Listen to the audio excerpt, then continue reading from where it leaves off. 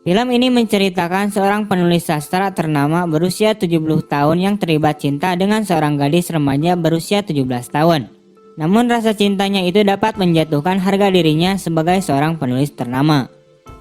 Film ini gak banyak mengandung adegan dewasanya, cuma 3 scene saja. Sosok wanita dalam film ini diperankan oleh Kim Gyo Eun. Ya, beberapa pecinta drakor atau mungkin film semi sudah tahu ya. Ia adalah pemeran utama dalam drama Cheese in the Trap TPN 2016 dan Guardian The Lonely and Great Good atau dikenal Goblin TPN 2016. Ingat dong sama dia yang matanya sipit-sipit gitu. Emu sendiri adalah film pertamanya sekaligus debutnya sebagai artis. Namun ternyata ia berhasil menyambet 4 penghargaan sekaligus berkat perannya di film ini. Oke lah, seperti apa alur cerita filmnya? Langsung saja kita masuk ke inti videonya setelah pesan-pesan berikut ini. Rek jadi bangsa naon lamun mode sia malor wae. Kan sia teh generasi bangsa, generasi penerus. Cik atuh euy mikir. Film dibuka dengan munculnya si tokoh utama bernama Lee Juk Yo. Ia adalah seorang dosen sekaligus sastrawan senior tua ternama yang sangat dihormati.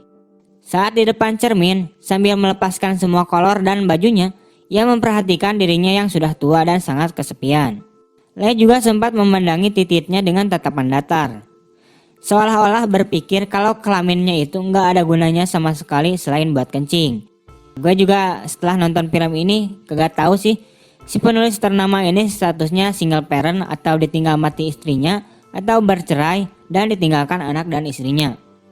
Soalnya si Lee ini hanya dikisahkan tinggal seorang diri di sebuah rumah. Oke, lanjut. Di usianya yang sudah sangat renta, Lee juga menyadari bahwa dirinya sudah tidak seperti dulu lagi, sehingga membutuhkan seseorang yang dapat membantunya. Dan tidak lain tidak bukan adalah muridnya sendiri. Ia bernama Seo Jiwo, yang juga seorang penulis baru dan ia juga merupakan mahasiswanya si Opale waktu dulu. Dan kelihatannya si Jiwo ini sangat menghormati Lee sebagai guru dan seorang figur ayah. Ia juga sangat perhatian kepada si Lee ini, mulai dari nyiapin sarapan, nyuciin baju, bersihin rumah, pokoknya mah segala naweh wa. Diketahui juga hidup si Jiwo ini juga sama-sama kesepian. Namun hal ini merupakan pengabdian si Jiwo untuk mendapatkan pengakuan dari Lee agar ia merasa kalau si Jiwo memang benar-benar seorang sastrawan sejati. Oke, lanjut. Pada suatu hari ketika Lee dan Jiwo pulang dari berbelanja, Lee menemukan seorang gadis remaja berseragam sekolah yang sedang tidur di kursi goyangnya. Saat Jiwo menjatuhkan barang belanjaannya, gadis tersebut kemudian terbangun dan ia bernama Han Eung Yo. Ia mengatakan kepada mereka bahwa dirinya tinggal di sekitaran daerah itu dan juga berkata tidak sengaja masuk ke rumah ini lewat tebing di belakang karena ingin beristirahat.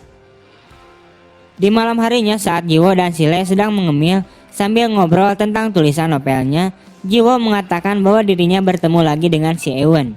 Dan ia bilang bahwa si Eun ini ingin melakukan pekerjaan di rumah si Lee untuk mengisi separuh waktunya sepulang sekolah. Lee dengan santuinya bersedia menerima Eun untuk bekerja di rumahnya sebagai pembantu. Dan pada keesokan harinya, Eun sudah mulai mengerjakan semua pekerjaan rumah dari mulai ngepel lantai, membersihkan ruangan, dan menyiapkan makanan. Pokoknya si Eun ini mulai hari itu sering datang ke rumah Lee buat gantiin peran si Jiwo yang suka beres-beres di rumahnya. Pada suatu malam yang sedang diguyur hujan deras, Eun tiba-tiba datang ke rumah Lee. Eun mengatakan ingin menginap di rumah Lee malam ini. Saat Lee tak sengaja melihat pipi Eun yang memar kayak habis digampar, ia kemudian menanyakannya dan Eun mengatakan bahwa dirinya sedang bertengkar dengan orang tuanya. Lee akhirnya mengizinkan Eun untuk bermalam dan menyuruhnya mengganti pakaian terlebih dahulu yang basah. Lee pun menyuruh Eun untuk tidur di sofa. Namun pada keesokan paginya saat Lee terbangun, ia melihat gundukan di dalam selimutnya dan perlahan mengintipnya. Ternyata itu adalah si Eun yang tidur di pahanya. Gue pas di sini ini kirain si Eun sedang nyepong titiknya, anjir lah. Lee kemudian melihat-lihat tubuh Eun. Ia juga melihat tato di dadanya dekat tetenya. Saat itu juga Lee mendengar suara mobil yang datang dan kemudian melihatnya. Setelah melihat bahwa itu adalah si Jiwo, Lee bergegas keluar dari kamarnya dan menuju ke tempat ruangan kerjanya. Saat itu juga Jiwo memasuki rumah Lee. Ia kemudian kaget melihat si Eun ini keluar dari kamarnya si Le. Dari sinilah si Jiwo ini mulai berpikiran yang enggak-enggak terhadap si Eun dan gurunya itu. Setelah itu Jiwo bertemu dengan Le dan mengatakan untuk berjaga jarak dengan si Eun karena dia masih anak SMA. Pada keesokan harinya saat si Le sedang memandikan mobilnya, ia mendengar suara teriakan dari jauh yang ternyata itu adalah si Eun. Eun kemudian mengajak si Le untuk membuat sebuah tato di dadanya seperti miliknya si Eun. Saat setelah berada di rumah, Le sempat menolak untuk membuat tato tersebut. Namun Eun membujuknya terus-menerus dan pada akhirnya si Le ini mau. Di saat Eun sedang membuat tatonya, Le yang saat itu pikirannya omes karena kepalanya berada di bawah tetenya si Eun, kemudian Le menghayalkan sesuatu, di mana ia menjadi muda lagi dan sedang bersama si Eun yang berlarian ke sana kemari dan tertawa. Juga kemudian mantap-mantap. Setelah Eun selesai membuatkan tato di dada si Le kemudian bergegas untuk pergi ke tempat ruangan kerjanya. Ia kemudian langsung menulis sebuah cerita, dan cerita tersebut tentang hayalan dirinya dengan si Eun. Di sisi lain terlihat juga si Jiwo yang sedang stres karena tak kunjung selesai menuliskan cerita novelnya. Dan kemudian Jiwo menelpon Eun untuk datang ke apartemennya. Ia berpura-pura minta tolong untuk bawain obat ke apartemennya, dan itu cuma pancingan agar Eun bersedia datang. Setelah Eun datang, si Jiwo langsung memarahi si Eun ini habis-habisan dengan mengatakan untuk menjauhi Le dan jangan mengganggunya lagi. Karena si Jiwo ini telah menganggap Eun sudah menodai kesucian Le yang sangat dihormati itu. Tetapi Eun memberikan alibi bahwa dirinya tidak melakukan apa-apa dengan sang penulis tersebut. Ia mengatakan bahwa dirinya senang tentang pertemuannya dengan si Le dan si Jiwo ini. Dari sinilah Jiwo juga kepancing sangenya karena tak sengaja melihat tato di dada dekat tetenya si Eun ini. Apalagi si Jiwo ini juga cowok kesepian. Pada keesokan harinya, Eun dan Jiwo berada di rumah Le. Terlihat si Eun ini sedang membereskan dan akan memindahkan lemari kecil yang berada di rumah itu. Namun si Jiwo ini mendekatinya untuk bercanda-canda dan mengakibatkan lemari itu jatuh dan terbuka. Saat itu juga Jiwo melihat ada sebuah tulisan Le yang disimpan dalam lemari itu. Tulisan itu adalah sebuah tulisan yang baru saja Le buat tentang cerita Eun. Pada malam harinya, Jiwo melihat lagi tulisan tersebut untuk ia baca secara keseluruhan. Saat selesai membacanya, Jiwo kemudian menjadi terharu karena isi tulisan tersebut sangatlah indah. Beberapa hari kemudian, ada seseorang yang datang ke rumah Le untuk mencari si Jiwo.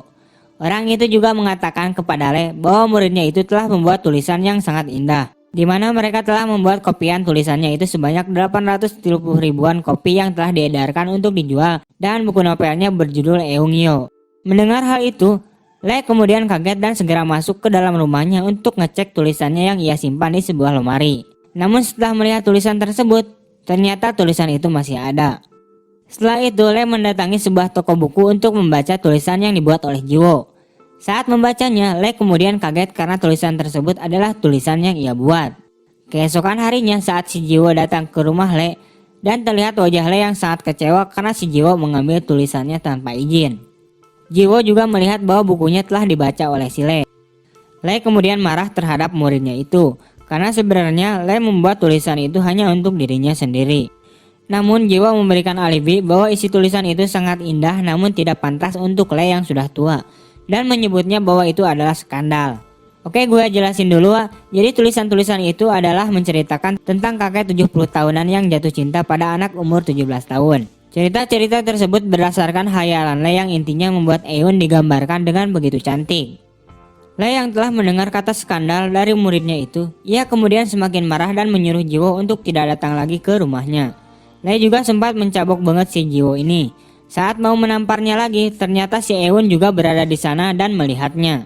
Eun kemudian pergi lagi karena telah melihat kejadian tersebut.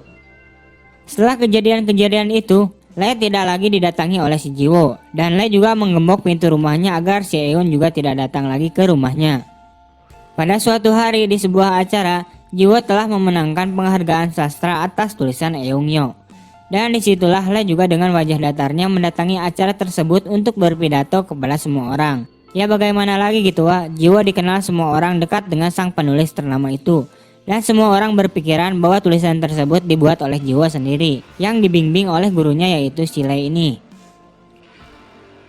Beberapa hari atau minggu kemudian, saat Le sedang berada di rumahnya, Eun pun muncul lagi dengan membawakan beberapa kantong kue dan mengucapkan selamat ulang tahun pada Le, karena hari itu merupakan hari ulang tahunnya. Eun juga menawarkan dirinya untuk membersihkan jendela yang sangat kotor tak terurus sebagai hadiah ulang tahunnya, dan kemudian si Le pun menyetujuinya. Karena setelah kejadian itu, pada saat si Jiwo dan Le bertengkar dan disaksikan oleh si Eun ini, baik si Jiwo tidak pernah lagi mendatangi rumah Le untuk sekedar membersihkan rumahnya, dan begitupun Eun. Ia tak kembali lagi setelah Le menggembok pintu rumahnya. Pada malam harinya saat Le dan Eun sedang merayakan ulang tahun Le, tiba-tiba juga Jiwo datang dan mengucapkan selamat ulang tahun. Namun Le tidak mengatakan apa-apa dan tidak begitu gembira. Setelah itu Jiwo langsung bergegas lagi untuk pergi. Namun saat itu juga tiba-tiba Le menahannya dan mengajak Jiwo untuk bergabung. Mereka akhirnya makan-makan dan sambil minum tuak. Saat malam sudah semakin larut dan si Jiwo ini juga sudah mabuk, Le menawarkan agar Jiwo bermalam dan tidur di ruangan kerjanya. Le kemudian menyuruh Eun untuk pulang setelah mengantarkannya ke kamar. Setelah Le tertidur, ia kemudian terbangun lagi karena mendengar suara desahan wanita. Le kemudian memeriksa semuanya dan keluar sambil noong di jendela. Ia kemudian terkejut bahwa suara desahan itu berasal dari tempat kerjanya. Dan suara desahan-desahan itu ternyata si Eun dan si Jiwo yang sedang mantap-mantap. Anjir! Setelah itu Le merenung di dalam mobilnya dan kemudian melihat si Eun yang sudah keluar dari rumahnya untuk pulang. Tiba-tiba juga si Le ini kesambat apa ya dengan kepikiran untuk ngempesin ban mobil si Jiwo dan melonggarkan ban mobilnya sendiri. Pada keesokan paginya saat si Jiwo akan pulang, ia melihat ban mobilnya kempes. Lalu kemudian Jiwo bergegas menghampiri mobilnya Le dan mengambil kunci yang berada di atas bannya untuk kemudian ia gunakan sebagai kendaraan pulang. Gampang banget nih kalau mau nyuri anjir. Setelah dalam perjalanan pulang, mobil tersebut hilang kendali dan hampir saja membuat Jiwo celaka. Ia kemudian membawa mobil itu ke bengkel. Jiwo kemudian bertanya tentang apa sebabnya, dan mekanik itu mengatakan bahwa seseorang telah sengaja melonggarkan ban mobil itu. Mendengar hal tersebut, Jiwo kemudian kaget dan menyadari bahwa Le lah yang sudah melakukan semua ini. Setelah itu Jiwo bergegas kembali lagi ke rumah Le dengan perasaan marah bercampur sedih. Gak kepikiran oleh si Jiwo ini di mana gurunya sendiri telah mencoba untuk membunuhnya. Namun karena si Jiwo ini menjalankan mobilnya dengan terburu-buru, mobilnya pun kemudian diadu dengan mobil lainnya dan mengakibatkan mobilnya itu masuk ke jurang dan membuat si Jiwo ini tewas. Kemudian scene berganti dengan si Eun yang sedang berada di sekolah. Ia menerima panggilan telepon yang diketahui itu adalah si Le, di mana si Le ini memberitahu Eun bahwa dirinya telah membunuh si Jiwo. Mendengar hal tersebut, Eun kaget dan saat pulang sekolahnya, ia melihat mobil dikendarai oleh Jiwo telah diurus oleh pihak kepolisian dari sebuah jurang. Keesokan harinya, Eun datang ke toko buku untuk membaca secara keseluruhan tulisan si Jiwo. Setelah itu, Eun menyadari bahwa tulisan itu bercerita tentang dirinya dan si Le. Ia kemudian bergegas pergi ke rumah Le dan saat masuk ke rumahnya, Eun melihat banyak sekali botol amer dan kondisi rumah Le dalam keadaan sangat berantakan. Ia juga melihat Le yang sedang berbaring di atas kasur. Tanpa membangunkannya, Eun kemudian mengatakan dirinya telah mengetahui tulisan itu yang menggambarkan dirinya yang begitu cantik. Eun juga mengatakan dirinya akan tetap milik Le sambil menangis. Le pun meneteskan air mata walaupun matanya terpejam. Eun kemudian meletakkan sebuah buket bunga itu di dekat Le dan mengucapkan selamat tinggal, sebab dirinya tak akan pernah lagi datang ke rumahnya. Saat Eun sudah tidak ada lagi di dekatnya, Le pun berkata dengan lirih sambil meneteskan air mata, walau matanya pun masih saja terpejam. Dan film pun tamat.